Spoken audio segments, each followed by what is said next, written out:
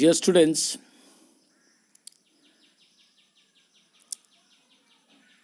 in this discussion we will start with stock and flow in macroeconomics. Before this, we have understood, we know what is final goods, what is intermediate goods, what are durables, what are capital goods. Now, to have a comprehensive idea of the total flow of production in the economy, अगर आपको economy में total flow of goods या services का पता करना है, we need to have a quantitative measure of the aggregate level of final goods. पूरे economy में फाइनल गुड्स कितने प्रोड्यूस किए गए हैं उसका क्वांटिटी संख्या में पता होना हमको ज़रूरी है. However, in order to get a quantitative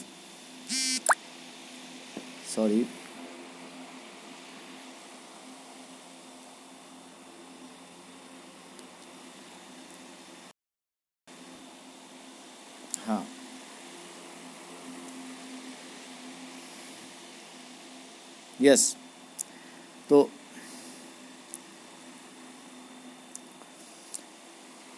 however, in order to get a quantitative assessment, a measure of the total final goods and services produced in the economy, it is obvious that we need a common measuring rod. मतलब पूरे देश में कितना final goods and services बन के ready है उसका quantitative measurement करने के लिए कोई ना कोई एक उचित तरीका होना चाहिए, कॉमन मेजरिंग रॉड होना चाहिए. We cannot add meters of cloth produced to tons of rice or number of automobiles. मतलब किसी चीज़ को मीटर में, किसी चीज़ को टन में,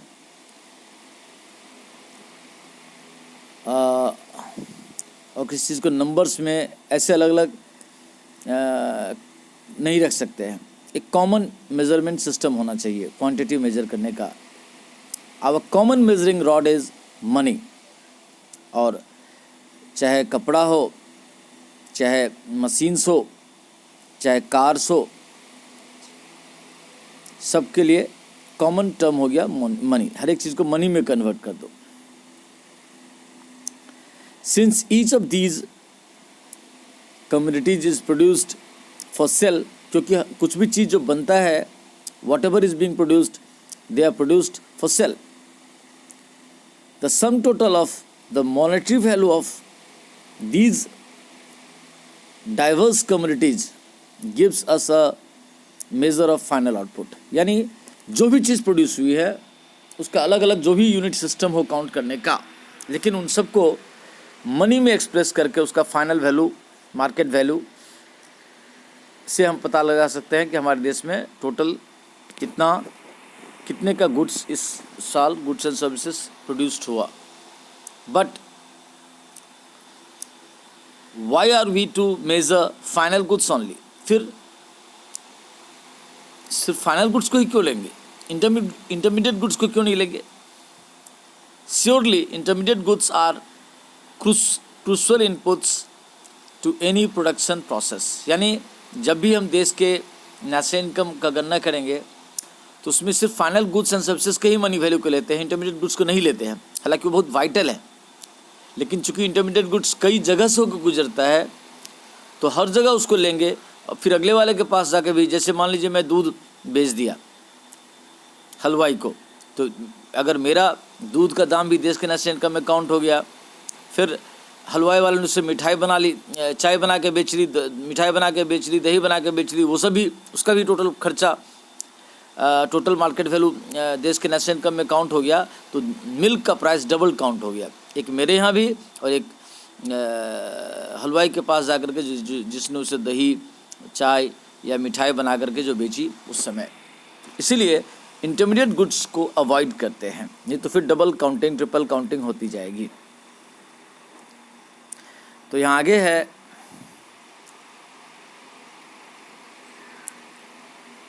we should realise that the value of the final goods include the value of the intermediate goods. बिल्कुल सही बात।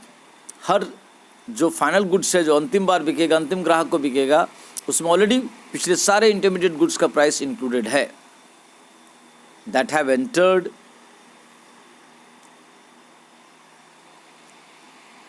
Into their production as inputs.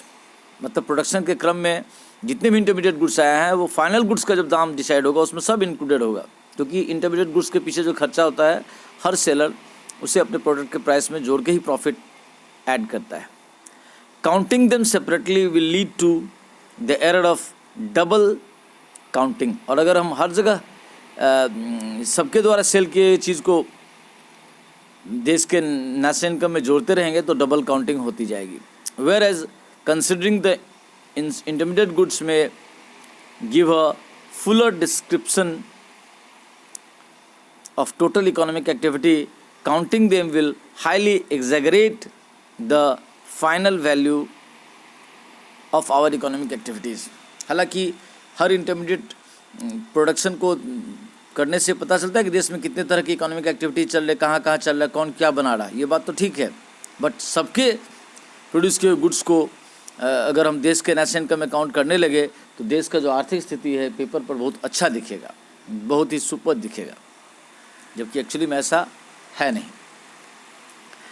Eight this stage it is important to introduce the concept of stock and flow. तो फिर इस चीज़ को समझने के लिए चलिए स्टॉक और फ्लो को समझते हैं। Often we hear statements like the average salary of someone is ₹10,000 और the output of the steel industry is so many tons or so many rupees in value। मतलब किसी की औसत आमदनी इतनी है या फैक्ट्री हर सालाना औसतन इतना उत्पादन करती है, चाहे वो क्वान्टिटीज़ में हो या रुपीज़ में हो। But these are incomplete statements, ये अपने आप में पूर्ण नहीं है, because it is not clear whether the income which is being referred to is yearly और मंथली। बिल्कुल सही बात, वो सालाना है ना मासिक है ना डेली है, ये बात का पता नहीं चलता है। And surely that makes a huge difference. Sometimes when the context is familiar we assume that the time period is known and therefore do not mention it. कभी कभी हम लोग को पता रहता है कि हम किस समय की बात कर रहे हैं, वो डेली की बात कर रहे हैं कि हफ्ते की बात कर रहे हैं कि महीने की बात कर रहे हैं कि साल की बात कर रहे हैं, तो उस समय हम लोग उसका रेफरेंस नहीं देते हैं। बट अन्यथा उसको चाहिए, otherwise such statements are meaningless. अगर उसमें दिन, हफ्ता, मासिक या सालाना का पता न चले तो फिर वो अर्थहीन शब्द है, अर्थहीन वाक्य है। दस इनकम और आउटपुट और profits are concepts that make sense. क्या आमदनी हो रही है, क्या आउटपुट हो रहा है, क्या प्रॉफिट हो रहा है, इसका अर्थ तो समझ रहे हैं।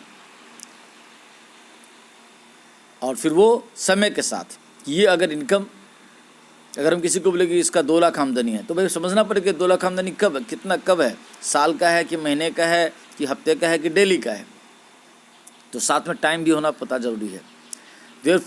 therefore we need to delineate a time period to get a quantitative measure of these. Since a lot of accounting is done annually in an economy, many of these are expressed annually, like the annual profit or production flows are defined over a period of time. मतलब जो भी चीज़ हम सालाना दिखाते हैं, साल में इतना सेल हुआ, साल में इतना परचेज किया, साल में इतना प्रॉफिट हुआ, तो जो during a period of time कोई भी चीज़ बताते हैं, वो पीरियड ऑफ टाइम दिन भर का हो कि दिन भर में हमारा इतना सेल हुआ, तो हम दिन भर के पूरे दिन की बात करें, सुबह से जब दुकान खुला, ऑफिस खुला, रात तक दिन भर में इतनी बारिश हुई, यानी पूरे दिन, पूरे हफ्ते, पूरे साल में जो घटना हुआ उसका जो समीशन है ओवरऑल, वो हो गया फ्लो, क्योंकि उसमें किसी पॉइंट ऑफ टाइम नहीं बता रहे। लेकिन आप अब देखते होंगे जब शाम को दुकान बंद हो रहा है तो ज्वेलरी दुकान से हमें खासकर स्टॉक मिला लिया जाता है, भाई बताओ क्या क्या ज्वेलरी आइटम रह गया, फिर वो मिला करके उसको फिर क्या करते थे, बंद करते। तो रात में जो दुकान में स्टॉक ग्राउंड में माल पड़ा रह गया, जब फिर कल सुबह से बिकना स्टार्ट होगा, फिर दिन में गुड्स खरीदा के आएगा, तो किसी पॉइंट ऑफ टाइम में जो चेक किए दुकान में क्या माल है उसको स्टॉक कहा जाएगा। देखिए यहाँ लिखा है, इन कॉन्ट्रास्ट कैपिटल, हाँ ठीक है, इन कॉन्ट्रास्ट कैपिटल गुड्स और consumer durables once produced do not wear out और get consumed in a delineated time period. मतलब हमारे जीवन में बहुत सारा ऐसा गुड्स होता है जो हम लोग खरीदते हैं तुरंत खत्म हो जाता है, लेकिन कुछ ऐसे गुड्स हैं जिसको खरीदते हैं बार बार यूज़ करते हैं, जैसे कैपिटल गुड्स है या कंज्यूमर ड्यूरेबल्स है। In fact capital goods continue to serve us through different cycles of production. Capital goods तो हमको कई सालों तक सेवा देता है। आप एक बार मशीन खरीद लो, एक बार बाइक खरीद लो, एक बार स्कूटी परचेज कर लो, कार ले लो, एक बिल्डिंग बना लो, एक फैक्ट्री में मशीन लगवा लो, तो आपको सालों साल वो सेवा देता रहेगा। द बिल्डिंग्स और machines in a factory are there irrespective of the specific time period. बिल्कुल सही बात, वो सालों साल से आपके पास है। There can be addition to और डिडक्शन फ्रॉम, हो सकता है मशीन बीच में नया खरीदा गया होगा, मशीन बीच में कोई पुराना बेच दिए होंगे, कोई किसी का एस्टिमेटेड लाइफ ख़त्म हो गया होगा। These if a new machine is added, मतलब नया मशीन खरीदा जाना, और a machine falls in disuse and is not replaced, या मशीन काम करते करते ख़त्म हो गया, बेकार हो गया, यूजलेस हो गया, बदले में रिप्लेसमेंट नहीं आया। These are called stocks. तो at a point of time हमारे पास जो भी चीज़ बचा हुआ है, at a point of time, at a point हो सकता है वो साल की 1 तारीख को, हो सकता है साल की अंतिम तारीख को हो, और वो भी अंतिम तारीख को किसी विशेष टाइम में। जैसे जब हम बैंक बैलेंस चेक करते हैं कि अभी चेक करो तो मेरा बैंक में कितना पैसा है, तो उस समय जो चेक किए वो हो गया आपका स्टॉक, क्या बैलेंस दिखा रहा। लेकिन आप बता रहे भाई इस महीने में बैंक से हमारा टर्नओवर इतना हो, यानी इस टर्नओवर का मतलब क्या हो गया कि बैंक में कई बार पैसा जमा किए निकाले, तो ओवरऑल महीने में हमने 4 लाख या 4 करोड़ का ट्रांजेक्शन किया। 4 करोड़ का ट्रांजेक्शन हुआ, इसका मतलब ये नहीं कि 4 करोड़ आपने डिपॉजिट किया है, आप जो जमा निकाल का जो टोटल आया वो हो गया 4 करोड़। तो ये टर्नओवर इसको कहा जाता है। तो वो हो गया पीरियड ऑफ टाइम, वो फ्लो हो गया। लेकिन at a point of time अगर हम कोई चीज़ को चेक करते हैं कि हमारे पास क्या मशीन है, क्या हमारे गोडाउन में माल पड़ा हुआ है, तो ये हो गया स्टॉक। इसलिए लिखा stock are defined at a particular point of time. However we can measure a change in stock over a क्या specific period of time, like how many machines were. हाँ, ये हो सकता, सही बात है कि पिछले 4 सालों में 5 सालों में हमने कौन कौन मशीन खरीदे, कितने का खरीदे, कौन कौन मशीन को हटा दिया, कितना में हटा दिया, मैंने बेच दिया, सब सारा हम कर सकते हैं। उसका भी पीरियड ऑफ टाइम में कैलकुलेशन हो सकता है। बट किसी भी समय हमारे पास क्या मशीन पड़ी हुई है अभी यूज़ में, वो हो गया उसका stock. A particular machine can be part of the capital stock for many years. कोई विशेष मशीन सालों से हमारा हिस्सा है, हालांकि उस पर डिप्रेशन तो होते ही रहता है, but that machine can be part of the flow of new machines added to the capital stock only for a single year when it was initially installed। बिल्कुल। और फिर एक पुरानी मशीन के साथ एक नया मशीन जब ऐड अप हो जाता है तो उस साल वो दोनों मिलकर फ्लो बन गए कि एक पुराने के साथ एक नया आ गया। तो इस साल हमारा मशीन, मान लीजिए पुराने मशीन का दाम 5 करोड़ था और नई मशीन 3 करोड़ का परचेज किया, तो 8 करोड़ का परचेज है। To further understand the difference between stock variables and flow variables, let us take the following example. चलिए स्टॉक और फ्लो को समझने के लिए कुछ और एग्जाम्पल यहाँ दिया जा रहा है। क्या, suppose a tank is being filled with water coming from a tap. मान लीजिए एक टैप से या नल से एक टैंक को भरा जा रहा है। The amount of water which is flowing into the tank from the tap per minute is a flow. हर मिनट, हर घंटे जितना पानी इसमें जा रहा है वो फ्लो हो गया। बट अभी पूछे भाई बताओ कितना पानी अभी आ गया है टंकी में, वो जो चेक किए तो हो गया स्टॉक। कहाँ तक हुआ? To come back to our discussion on the measurement of final output, that part of our final output that comprises of capital goods constitutes gross investment in an economy.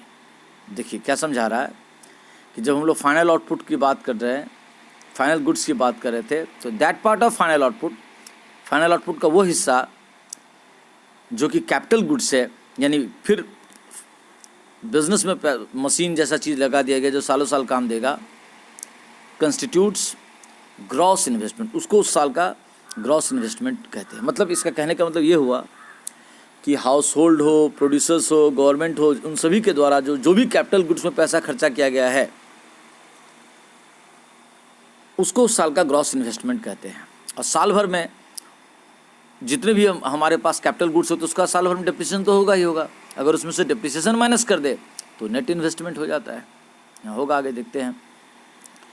डीज में भी machines, tools, implements, मतलब वो बता रहा है कि आपका जो ग्रॉस इन्वेस्टमेंट उसमें हो सकता है कि मशीन हो सकता है, टूल हो सकता है, इम्प्लीमेंट्स तरह तरह के औजार हो सकते हैं, बिल्डिंग्स हो सकते हैं, ऑफिस स्पेसेस हो सकते हैं, स्टोर हाउसेस हो सकते हैं, या और दूसरा कोई इंफ्रास्ट्रक्चर जैसे रोड, ब्रिजेज, एयरपोर्ट्स और जेटीज एक्सेट्रा हो सकते हैं. But all the capital goods produced in a year do not constitute an addition to the capital stock already existing. कहना चाह रहा है कि all the capital goods produced in a year, एक साल में जो भी capital goods नया बना, do not constitute an addition to the capital stock already. हाँ, पहले से वो capital stock का हिस्सा नहीं, तो वो बनने के क्रम में होता है. पहले से जो बना बनाया है वो उसका हिस्सा नहीं है. इसको मैं थोड़ा ऐसे समझाऊँ, मतलब कि जो मशीन अभी बन रहा है वो कैपिटल गुड्स नहीं कहलाएगा. जब बन करके वो रेडी हो जाएगा, बिक जाएगा फाइनली, तब वो कैपिटल गुड्स कहलाएगा. और वो भी तब जब वो प्रोडक्शन काम में पुनः पैसे कमाने के मकसद से इन्वेस्ट उसको काम में लगाया जाएगा. अगर एक जनरेटर सेट हम अपने घर में ले आएँ तो कैपिटल गुड्स नहीं, वो ड्यूरेबल्स कहला जाएगा, क्योंकि हम घर में लगा रहे, घर के लाइटिंग के लिए लगा रहे, बिजनेस अप्रोच नहीं है. लेकिन वही अगर जनरेटर सेट दुकान में डाल दिए, अपने ऑफिस में डाल दिए, अपने स्कूल में लगा लिए, वहाँ यूज़ कर रहे, तो कैपिटल गुड्स कहलाएगा. तो ऐसा नहीं है कि जब हम कैपिटल गुड्स बनाते रहते, जिस फैक्ट्री में बनते रहता है, तभी उसको कैपिटल गुड्स या इन्वेस्टमेंट का तगमा लग जाता है. तब वो बिज़नेस है उसके लिए. जो मशीन बनाने का काम करता है उसके लिए वो बिज़नेस है, उसके लिए वो गुड्स है. लेकिन एक कार जो बना करके बेच रहा है उसके लिए वो गुड्स है. लेकिन कार हम अगर अपने घर के लिए रख लिए तो वो कंज्यूमर ड्यूरेबल्स हो गया. अगर वो बिज़नेस का में कार लगा रहे या कार खरीद के हम भाड़ा में लोगों को इधर उधर पहुंचा के पैसा कमा रहे, तो मेरा कैपिटल गुड्स हो गया. तो जितना भी कैपिटल गुड्स देश में साल भर में इन्वेस्ट होता है उसमें पैसा लोगों के द्वारा वो ग्रॉस इन्वेस्टमेंट कहलाता है.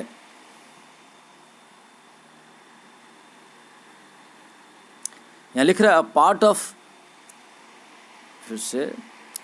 Of the capital goods produced this year goes for replacement of existing capital goods and is not an addition to the stock of capital goods already existing, and the value needs to be subtracted from gross investment for arriving at the measure of net investment. मतलब replacement भी होता है ना, पुराना machine ख़राब हो जाए तो नया मशीन परचेज करते हैं. तो इस साल हमने कितना नेट इन्वेस्टमेंट किया, इससे पिछले साल वाले इन्वेस्टमेंट को माइनस करेंगे तो इस साल का नेट इन्वेस्टमेंट हमको पता लगेगा.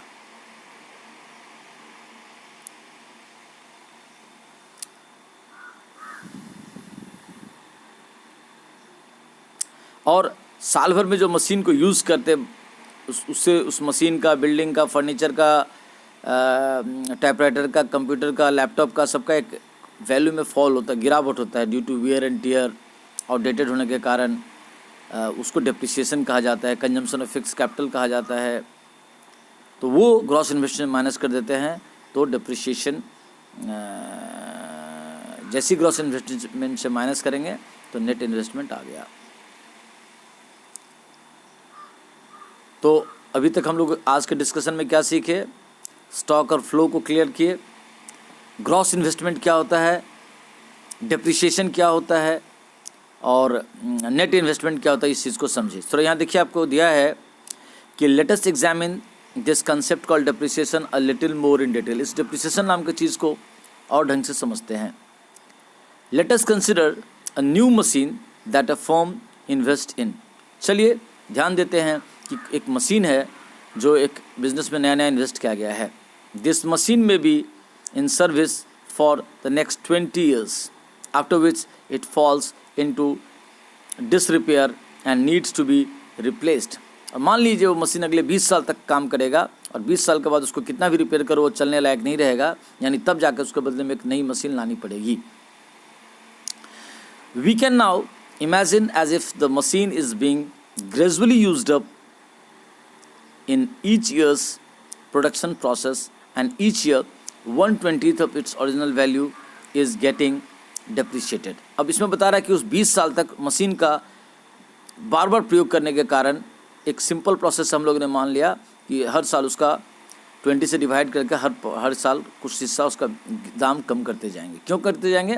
क्योंकि उसको बार बार जो यूज़ किए तो वियर एंड टीयर हुआ, घिसरा पिटरा पुराना हो रहा है इसलिए, और इसी बहाने वो जो उसका 20 से डिवाइड करके जो हिस्सा अमाउंट आया वो हर साल के इनकम में से माइनस करते जाएंगे, तो वो पैसा बच के एक तरह से एक फंड तैयार हो जाता है फ्यूचर में नया एसेट परचेज करने के लिए। So instead of considering a bulk investment for replacement after 20 years, we consider an annual depreciation cost every year. माने ये जो ऐसे कहना यहाँ ये समझाया जा रहा है कि एक एसेट में जितना पैसा लगाए तो उसको हर साल वो कितने से उसका वियर एंड टीयर होगा, उस वैल्यू का नाम डिप्रिसिएशन दे दिए, तो वो अमाउंट हर साल उसमें से माइनस करके उसका भी वैल्यू कम करते गए, और वो अमाउंट धीरे धीरे करके हर साल के प्रॉफिट से इनकम से माइनस करके जो प्रॉफिट निकालते गए, तो आपका इनकम का एक हिस्सा हर साल डिप्रिसिएशन करते करते 20 सालों में, मान लीजिए अगर हम मशीन 5 करोड़ में लिए थे और उसका हर साल अगर हम लोग डिप्रिसिएशन 25 लाख कर रहे थे, तो 20 साल तक डिप्रिसिएशन करते करते क्या होगा, हर साल 25 लाख करके जमा होते होते 20 साल में आपके पास 5 करोड़ का एक फंड हो जाएगा नया एसेट रिप्लेस करने के लिए। यानी डिप्रिसिएशन एक तरीका है, एक तरह का एनुअल अलाउंस है वियर एंड टीयर के रूप में, उसके इनकम में से घटा करके भविष्य में जो मशीन खरीदेंगे उसके लिए पैसा जुगाड़ लगाने का। ओके, तो gross investment, net investment, stock flow, इन सब चीज़ों को समझे। अब इसके अगले पार्ट में फिर दूसरा किसी चीज़ को समझेंगे। अभी यहीं तक, थैंक यू।